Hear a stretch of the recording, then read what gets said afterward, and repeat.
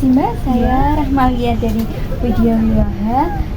Mau mewawancarai Mbak, apakah Mbaknya berkenan? Oh iya, boleh Mbak, silakan duduk Mbak. Bagaimana Mbak memulai karir sebagai pengusaha warung ini? Oke. Jadi pertama-tama di sini saya membuka warung ini tuh bekerja sama dengan ibu saya Mbak. Jadi ini modalnya itu dari ibu saya sebenarnya. Jadi saya itu hanya meneruskan saja sebenarnya. Jadi untuk warung ini itu kami dirikannya itu bersama. Jadi modalnya Mbak. Iya dari. Untuk motivasi apa sehingga Mbak dapat mempertahankan warung ini sampai detik ini? Jadi untuk motivasinya itu karena saya kan mahasiswa juga ya, jadi saya memerlukan biaya entah itu untuk makan ataupun untuk kuliah. Jadi untuk orang tua saya itu sebenarnya saya ingin meringankan mereka juga. Nanti untuk biaya kuliah saja, sedangkan saya membuka usaha ini nantinya itu uangnya yang saya dapatkan itu untuk uang Untuk uang saku ya Mbak. Terus bagaimana Mbak membagi waktunya antara jadwal kuliah dengan jadwal menunggu toko di sini?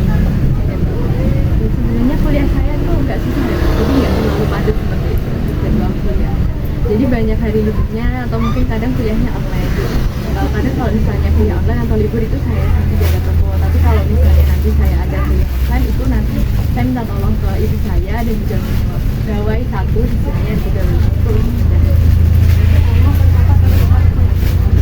Bagaimana cara Mbaknya menghadapi persaingan pasar Mbak? Sementara di sini kan pasar toh Mbak, banyak toko-toko kelontong lainnya. Oke, jadi untuk menghadapi persaingan pasar itu saya tuh lebih milih untuk dagang grosir ya. Jadi karena grosir itu pasti harganya lebih murah dan untungnya juga lebih banyak. Lalu untuk yang lainnya, strategi yang lainnya sebenarnya saya mengikuti ajaran Islam gitu ya. Jadi untuk mengambil keuntungan itu tidak boleh banyak-banyak, makanya saya mungkin juga jadi tidak saja dari siapa itu. Jadi harga-harga produk itu sebenarnya jauh lebih miring daripada yang produk.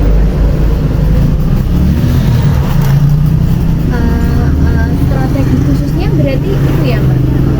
Sudah termasuk strategi khusus untuk memajukan warung. Bagaimana Mbaknya mengatasi perubahan mendadak atas harga bahan-bahan barang-barang ini? Untuk mengatasi perubahan mendadak ya, jadi misalnya saya beli tiba-tiba paginya berubah harga. Nah untuk itu sebenarnya saya harus berlaku juga. Jadi nanti belinya berapa, kita tetap jualnya harga segitu, seperti itu. Jadi tetap tadi kita balik ke apa namanya, Hukum Islam. iya, hukum Islam. Jadi seberapa kita beli maka jualnya itu segitu. Tidak boleh kita nanti tiba-tiba beli terus paginya berubah harga kita jual dengan harga yang lain, itu nggak seperti itu. Itu itulah kenapa di warung ini banyak sekali.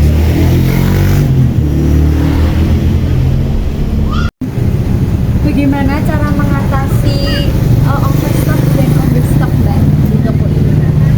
Oke, jelas ya Mbak. Jadi untuk cara mengatasi overstock di sini biasanya itu setiap hari Jumat ya. Saya itu sering memberikan bantuan buat orang-orang yang kurang mampu di daerah sini. Jadi yang overstock itu tidak sampai kadaluarsa di sini dan nanti akhirnya dibuang seperti itu. Kemudian untuk mengatasi understock biasanya saya membuka PO seperti itu. Ya, jadi mungkin nanti kan stoknya dikit tapi ada pelanggan yang ingin barang itu gitu. Jadi nanti PO kapan Mbak? Sungguh mulia sekali ya hatinya kakak ini, bisa jualan sambil kuliah sambil juga bersedekah di orang-orang miskin. Untuk laba kotornya sama laba bersihnya kira-kira Mbak berapa ya Mbak?